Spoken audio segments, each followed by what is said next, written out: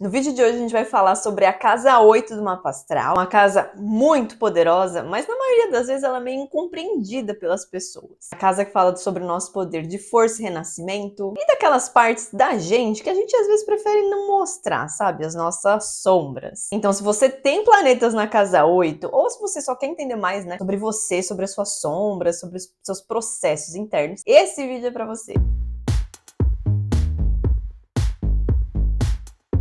Muito bem, casa 8, ela é a casa tradicional de Escorpião. É como se Escorpião fosse o dono dessa casa, né? E aí ele empresta, vamos dizer assim, para os outros signos, né? De acordo com as configurações aí de mapa astral que existem. E se a gente tá falando de Escorpião, Plutão também entra na jogada, né? Ele é o regente da casa. Muito bem, os temas principais da casa 8, morte e renascimento. E aí a morte e renascimento pode ser até de maneira literal, mas na maioria das vezes a gente fala sobre algo que morre para que algo nasça no lugar. É uma simbologia, tá? De morte e renascimento. É como a fênix, né? Que queima toda e aí ela volta, ressurge das cinzas. Aliás, fênix interior, né? Eu acho que é bem legal da gente colocar, assim, essa nomenclatura para casa 8. É isso que ela representa. Também fala sobre a sexualidade e aí não é orientação sexual, tá, pessoal? Mas como a gente expressa essa parte tão íntima da gente. Também fala sobre profundidade emocional, todos os mistérios da alma, né? Uma coisa mais, assim, da psique humana. E como eu falei, os segredos, né? As nossas sombras, aquele negócio que a gente vai varrendo assim,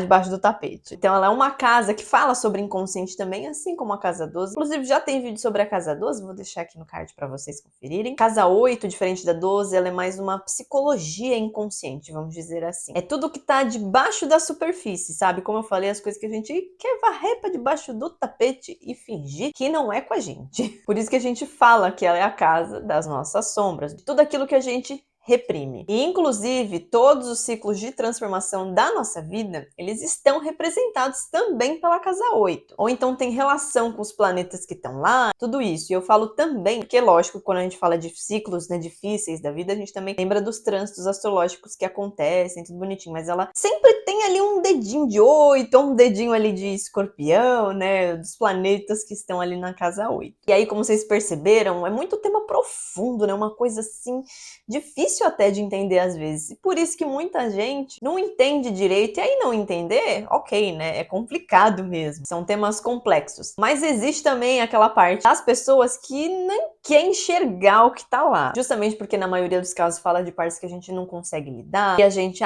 não, mas eu não tenho esse defeito, essa sombra não é minha não. As outras pessoas têm, mas eu não tenho. Só que isso, a longo prazo, né? Durante o decorrer da nossa vida, pode acabar se tornando assim um grande obstáculo. A gente conquistar tudo que a gente quer conquistar, né, para nossa vida fluir. Porque quando a gente ignora as nossas sombras, essas partes mais baixas, vamos dizer assim, acontecem duas coisas principais.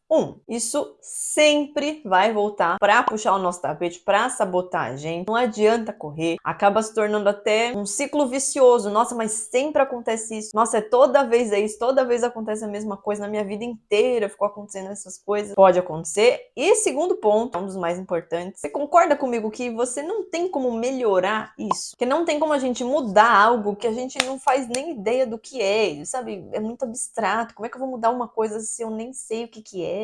Confuso, né? Por isso que é tão importante a gente olhar a casa 8, tudo que tem ali na casa 8, olhar também Plutão no mapa, olhar Escorpião, tá? Para que aí sim, efetivamente, a gente faça o que tem que ser feito e mude aquilo que a gente não gosta, né? Que atrapalha a nossa vida. Claro que isso leva anos, né? Não é só, entendi astrologicamente, tá feito o trabalho. Não, infelizmente não é assim. É um ciclo de muita entrega, de muita confiança no processo, de desapego e principalmente de regeneração.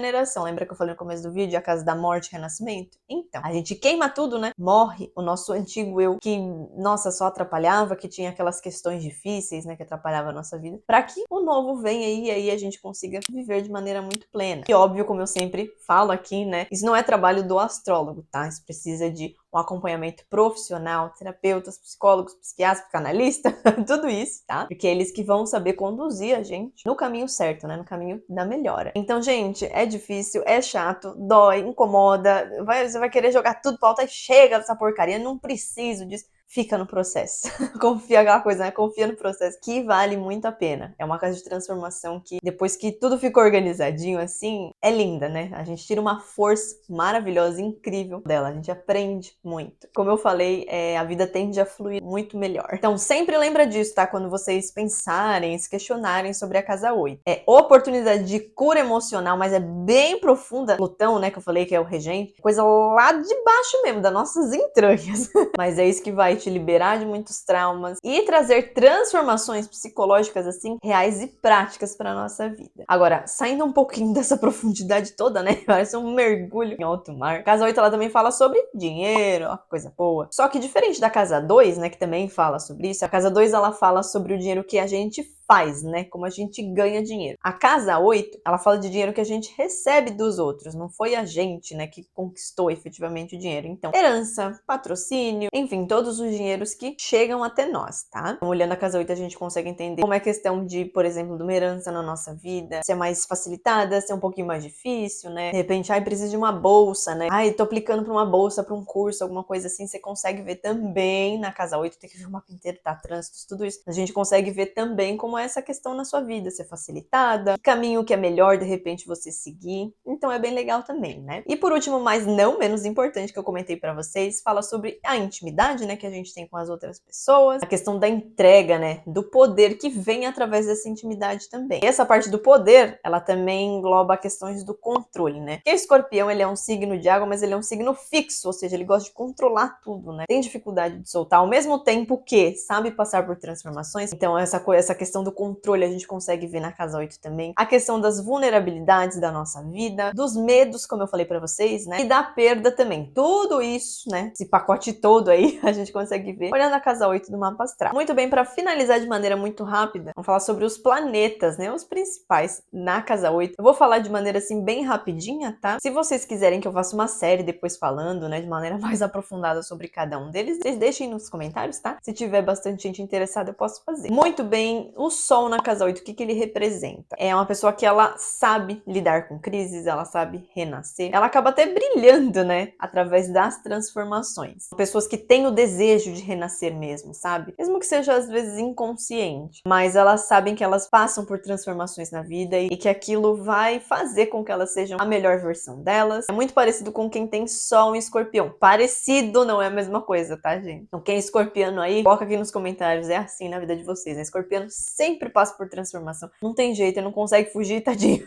Muitas vezes tem eventos marcantes assim na vida, né? Isso é normal para quem é de Escorpião ou para quem tem Sol na casa 8 também. Pode ser uma pessoa que tenha facilidade com essa coisa do dinheiro, né, que vem das outras pessoas que eu comentei com vocês. Então, herança às vezes é mais facilitada, a questão de bolsas, tudo isso, né? Pode ser que seja facilitado. Por que pode, Marta? Porque tem que ver o mapa inteiro. Quem aqui do canal já sabe que eu sempre falo isso. Eu sempre vou falar, tem que ver o mapa inteiro. Se tiver, por exemplo, um aspecto tenso aí com a tua casa 8, com o teu Sol, por exemplo, pode ser que não seja tão fácil assim. Então, pra gente não generalizar, eu sempre falo, veja o mapa inteiro. Mas, tradicionalmente, a gente fala que são essas tendências aí pra quem tem o Sol na casa 8. Lua na casa 8, Lua fala sobre as nossas emoções e aqui, gente, são emoções intensas. São pessoas que muitas vezes têm dificuldade de lidar, né, com sentimentos, de olhar para aquilo, de se libertar de sentimentos assim nocivos muitas vezes, de desapegar de coisas que passaram também, né, do passado. Falo que quem tem Lua na casa 8 também tem uma memória, ela não esquece nada. Não tem jeito, ela sempre vai estar trazendo as questões do passado à tona. Mas são pessoas também que têm um potencial de cura emocional muito grande, tá? Tem que saber dar vazão a isso certinho, trabalhar isso que, ó, é maravilhoso. Mas é bastante intenso, né? A casa 8 não tem jeito. Sempre vai ser intensidade, independente do planeta que tiver ali. Mercúrio na casa 8. É uma comunicação magnética até, né? Ela atrai, né? Você para pra escutar uma pessoa que tem Mercúrio na casa 8 e você fica assim, né? Nossa, parece que a pessoa tá me encantando, né? Eu tô escutando as palavras e parece que eu tô ficando encantado, sabe? O canto da sereia vai encantando a gente, sabe? Uma coisa bem magnética mesmo, bem profunda, gosta de assuntos profundos também, né? Psique, ocultismo, todas essas coisas bem profundas, né? Tudo da mente humana, enfim. Vênus na casa 8. Vênus é a nossa maneira de se relacionar relacionar, né? Como a gente atrai os parceiros. Então, Vênus na casa 8 é bem magnética também, uma pessoa muito sensual, que mais uma vez atrai as pessoas, sabe? Às vezes a pessoa nem entende, não, mas não sei o que me atraiu, mas ela tem uma coisa, sabe? Uma coisa que chama atenção, que me puxa. Vênus na casa 8 é assim. São pessoas muito intensas nos relacionamentos. A intimidade pode trazer cura para ela também, né? O outro pode ajudá-la a curar feridas, né, emocionais também. E são pessoas que quando estão no relacionamento, é aquela ligação forte, sabe? Tem nada de superficial quando alguém tem Vênus na casa 8. Muito bem, Marte na casa 8. Marte é o regente também, é outro planeta regente de Escorpião, então ele se dá muito bem aqui. Pode ser uma pessoa que gosta muito do confronto, né, que tá pronta pro confronto, gosta dessa coisa, né, da discussão, às vezes de ganhar as batalhas, sabe? É uma energia muito forte, uma pessoa muito enérgica, né, sabe enfrentar os desafios, assim, ó, numa boa, gosta disso, como eu falei, porém tem que tomar cuidado com a questão do controle, tá? Pode ser uma pessoa um pouco que gosta de ter controle sobre tudo, não consegue relaxar, tem que tomar cuidado com isso. Então esses são os planetas pessoais, né, que individualizam aí o nosso mapa astral. E aí a partir, né, Júpiter e Saturno são os planetas sociais, falam assim da sociedade em geral, e depois tem os transsaturninos, que são geracionais, que engloba muito, né, acaba não definindo as pessoas, vamos dizer assim, que eu não vou nem comentar, porque